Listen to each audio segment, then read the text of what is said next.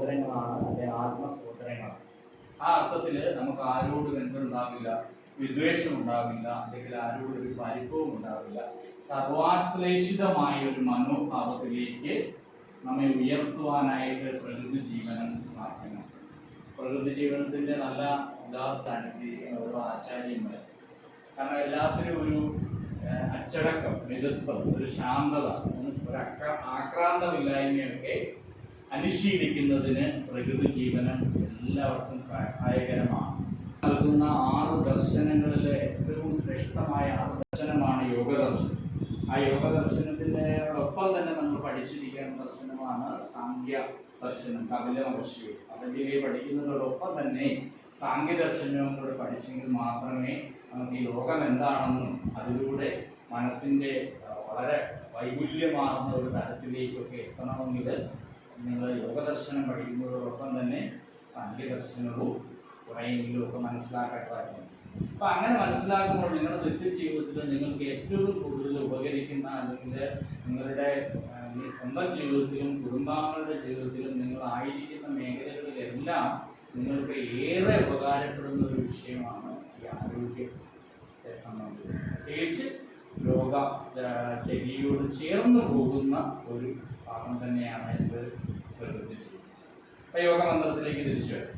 ആധ്യാത്മികമായിട്ടുള്ള ക്ലാസ്സുകളിൽ പ്രഭാഷണങ്ങളൊക്കെ എടുക്കുമ്പോൾ എന്താ ആസനസ്ഥനായിട്ടിരിക്കണമെന്നാണ് പറയുക. കേട്ടിട്ടുണ്ടോയെന്ന് അറിയില്ല.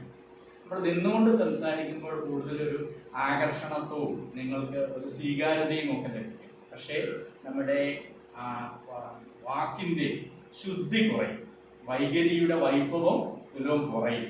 കാരണം നമ്മളിലെ അഴുക്കുകൾ, അല്ലെങ്കിൽ അത് പറയുന്നത് നമ്മുടെ ശബ്ദത്തിന് ദുർഗന്ധം ഉണ്ടാവാതിരിക്കണമെങ്കിൽ നമ്മുടെ മൂലം ബന്ധിക്കണമെന്ന്.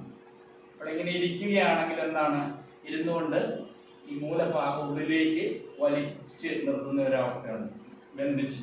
അപ്പം അങ്ങനെ ഇരുന്ന് ശീലിച്ച് അങ്ങനെ ഇരുന്ന് സംസാരിക്കുകയാണെങ്കിൽ നമ്മുടെ വാക്കുകളിൽ നിന്നും എന്തുണ്ടാകില്ല, ഒരു വാട ഉണ്ടാകില്ല.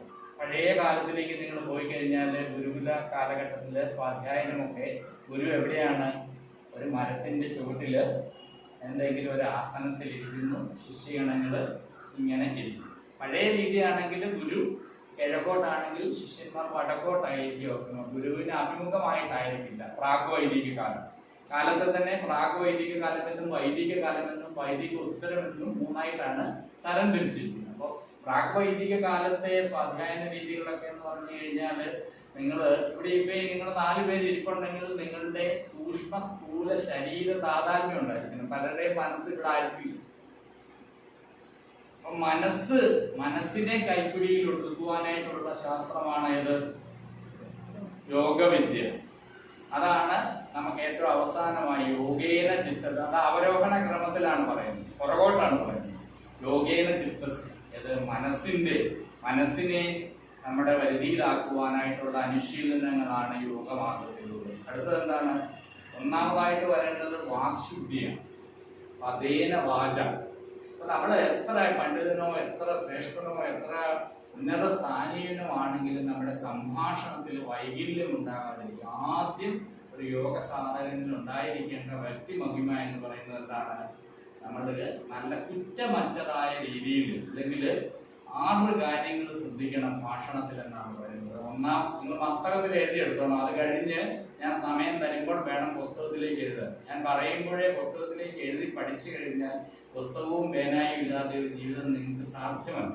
നിങ്ങൾ എവിടെയെങ്കിലും ഒരു ക്ലാസ് എടുക്കാൻ പോകുന്നവരാണ്, അല്ലെങ്കിൽ പരീക്ഷയ്ക്ക് പോകുന്നവരാണ് എങ്കിൽ ആ പരീക്ഷയ്ക്ക് മുമ്പ് ശാന്തമായിട്ട് കുറച്ചു നേരം ഇരുന്ന് ജ്ഞാനാത്മകതയിലേക്ക് മുഴുകുക, പിന്നെ പോയിരുന്ന് പരീക്ഷ എഴുതുക.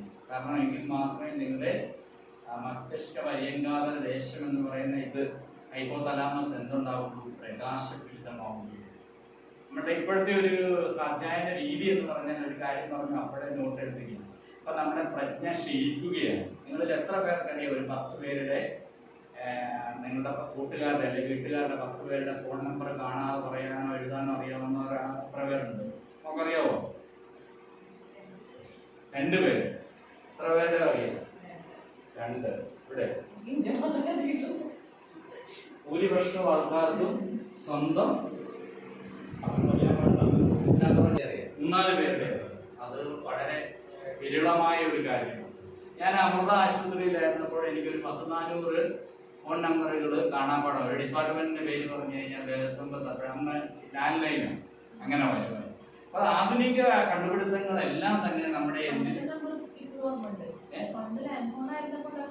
കാരണം നമ്മൾ ഡയൽ ചെയ്യുകയായിരുന്നു. ഇപ്പൊ നമ്മളെന്താണ് പേര് എഴുതി കൊടുക്കുന്നു, അല്ല വോയിസ് കമാൻഡ് കൊടുക്കുന്നു. അപ്പൊ നമ്മുടെ പ്രയത്നം കുറയുന്നതനുസരിച്ച് നമ്മുടെ കഴിവുകളും അവിടെ മന്ദീഭവിക്കുകയാണ്, കുറയുകയാണ് എന്ന യാഥാർത്ഥ്യ ബോധമായിരിക്കണം യോഗ മാർഗത്തിൽ ചരിക്കുന്നവരുണ്ടായിരുന്നു. മറ്റുള്ളവര് ഇതിലേക്ക് ഇവിടെ ഒരാൾ വന്നു, ഒരു യോഗിയുടെ ദർശനമായിരിക്കില്ല ഒരു കർഷകന്റെ ദർശനം അല്ലെങ്കിൽ ഒരു കച്ചവടക്കാരന്റെ ദർശനം, എല്ലാം വിഭിന്നമായി. അപ്പൊ നമ്മളുടേത് എന്ന് പറയുന്നത് ദർശനമാണ്. സാധാരണ ഒരാൾ എന്ന് പറഞ്ഞാൽ കാണുകയാണ്, ഇതിലും മേലെ ഒരാളാണെങ്കിൽ വീക്ഷിക്കുകയാണ്. ഒരു യോഗ സാധകനെ സംബന്ധിച്ചിടത്തോളം അയാൾ എന്താണ് ദർശിക്കുകയാണ്. അതിന്റെ വൈപല്യാത്മകത വളരെ ഉയരത്തിൽ. ഓക്കെ, അപ്പൊ ഒന്നാമത്തേത് ഞാൻ പറഞ്ഞു, ഏത് നമ്മുടെ വാക്കില്, പദത്തില്, സംസാരത്തിലും ഒക്കെ നല്ല ഒരു ഗോവൻജിയുടെ ഒക്കെ സംസാരം കേൾക്കുമ്പോൾ ഞാൻ എന്താ പറയുന്നത്, അത് നമുക്ക് മാതൃകയാക്കാവുന്നതാണ്. സരസമായിട്ട് സംസാരിക്കുമ്പോൾ അത് നമുക്ക് എന്തായിത്തീരുന്നു, അതിന്റെ ശ്രവണാത്മകത നമുക്ക് എന്തിലേക്ക് വരുന്നു, എന്താണ് നമുക്ക് നല്ലൊരു ഊർജത്തെയാണ് പ്രദാനം ചെയ്യുന്നത്. 5 അന്നങ്ങളുണ്ട്. ഒന്നാമത്തേത് ഏതാണ്? ശബ്ദാംഗമാണ്. ഏത്? ആ ശബ്ദാംഗത്തിൽ നിന്നാണ് പ്രപഞ്ചം പോലും ഉണ്ടായിരിക്കുന്നത്. ഓംകാരാങ്കിതമാണ് പ്രപഞ്ചം. അടുത്തത് എന്താണ്? ദർശനമാണ്. നമുക്ക് ഇഷ്ടമുള്ളത് കാണുമ്പോൾ നമുക്ക് എന്താണ്, അതൊരു ആഹാരമാണ്, അല്ലെങ്കിൽ നമുക്ക് അതിനെ ഭുജിക്കുവാൻ കഴിയും. അതുകൊണ്ടാണ് ഇഷ്ടമുള്ളത് കാണണം, ഇഷ്ടമുള്ളത് കേൾക്കണം, ഹിതകരമായതായിരിക്കണം എന്ന് പറയുന്നത്. അടുത്തത് എന്താണ്? രസരൂപഗന്ധ സ്പർശാദികളാണ് 5 ഇന്ദ്രിയങ്ങളുടെയും സംവേദനം. മനസ്സിലായത്? അപ്പൊ ഒന്ന് ദർശനം എന്നത് കണ്ണിന്റെ, സ്പർശനം എന്നത് ത്വക്കിന്റെ. ഒരു കുഞ്ഞിനെ സംബന്ധിച്ചിടത്തോളം ഏറ്റവും അവന് ഇന്ദ്രിയ സുഖം, അവന് അനുഭൂതി പ്രദാനം ചെയ്യുന്നത് സ്പർശനമാണ്. ഒരു അമ്മ മാറോടണയ്ക്കും, അതുകൊണ്ടാണ് കുഞ്ഞ് എന്ത് ചെയ്യുന്നത്, കരച്ചിൽ നിർത്തുന്നത്. അത് അടുത്ത എന്താണ്? ഗന്ധം ഒരു പ്രധാന ഘടകമാണ്. ഇതിലേക്ക് ഞാൻ വിശദീകരിച്ച് പോകുന്നില്ല.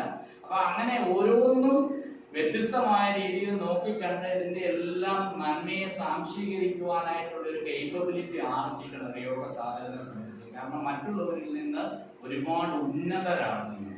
ഇപ്പൊ ഒരു യോഗ അധ്യാപകനാണ്, അല്ലെ യോഗ പഠിച്ച ഒരാളാണെന്ന് പറയുമ്പോൾ സമൂഹം അവരെ നോക്കിക്കാണുന്നത് വലിയ സവിശേഷതയോടും ആദരവോടും കൂടിയായിരിക്കും. അങ്ങനെ നമുക്ക് ലഭിക്കുന്ന ആദരവിന് അനുഗുണമായിട്ട് തിരിച്ച് സമൂഹത്തിന് സംഭാവന ചെയ്യാനായിട്ടുള്ള ഒരു പ്രാപ്തി, അല്ലെ ഒരു പരിണിത പ്രജ്ഞമായ ഒരു അവസ്ഥയിലേക്ക് നമ്മൾ ഉയരണം. എങ്കിൽ മാത്രമേ ഈ വേഷം നമുക്ക് ഭൂഷണമാവുകയുള്ളൂ. ഇവിടെ കിട്ടിയോ? വേഷം കെട്ടാൻ മാർഗം എന്ത് വേഷം? നമ്മള് ഭാഷ സംസ്കാരത്തിന്റെ വളരെ ഉത്കൃഷ്ടമായിട്ടുള്ള യോഗ ചര്യകളാണ് അനുശീലിക്കുന്നത്.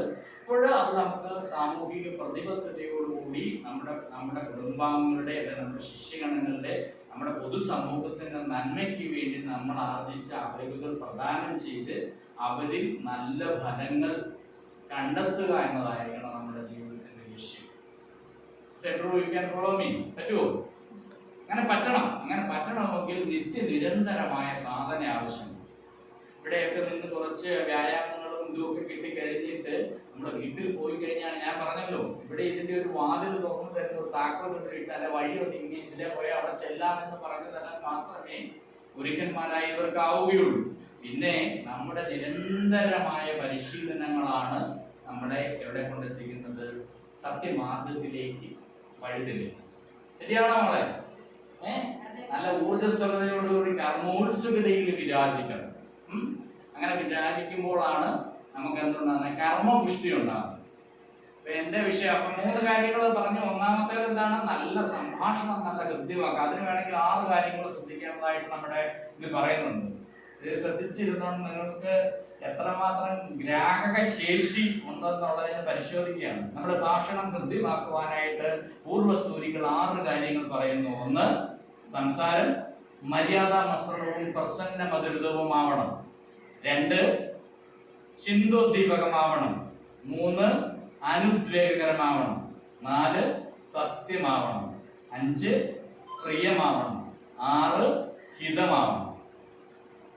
ഇവിടെ കിട്ടിയോ? തലയിൽ കയറിയോ? പണ്ട് ഗുരുകുല വിദ്യാഭ്യാസ കാലത്ത് ഗുരു ഇങ്ങനെ ഒന്ന് പറഞ്ഞു കഴിഞ്ഞാൽ എഴുതാനില്ല, മാർഗമില്ല. എവിടെ എഴുതണം? മസ്തിഷ്കത്തിൽ എഴുതണം, അല്ല മസ്തകത്തിൽ ആലേഖനം ചെയ്യണം. പുസ്തകമില്ല, പിന്നെയോ ഉള്ളത് മസ്തകം എന്താണ്. അതുകൊണ്ടാണ് ഗണപതിക്കൊക്കെ വലിയ ചെവി കൊടുത്തിരിക്കുന്നത്. ഇവിടെ ആരെങ്കിലും ഉണ്ടോ? ജ്ഞാനപ്രതീകമായിട്ടുള്ള ചെവിയുള്ളത്. ഓരോരുത്തരെയും കണ്ടു കഴിയുമ്പോൾ ഓരോരോ ലക്ഷണശാസ്ത്രം അനുസരിച്ച് ഇന്ന ഇന്ന ഗുണഗണങ്ങൾ ഉണ്ടെന്നുള്ളൊരു തോന്നലുണ്ട്. ഞാൻ എൻ്റെ വിഷയത്തിലേക്ക് ഇതുവരെ കടന്നിട്ടില്ല. ഇങ്ങനെ ഇതിന്റെ ഈ വിഷയം എന്ന് പറയുന്നത് മഹാസാഗരമാണ്.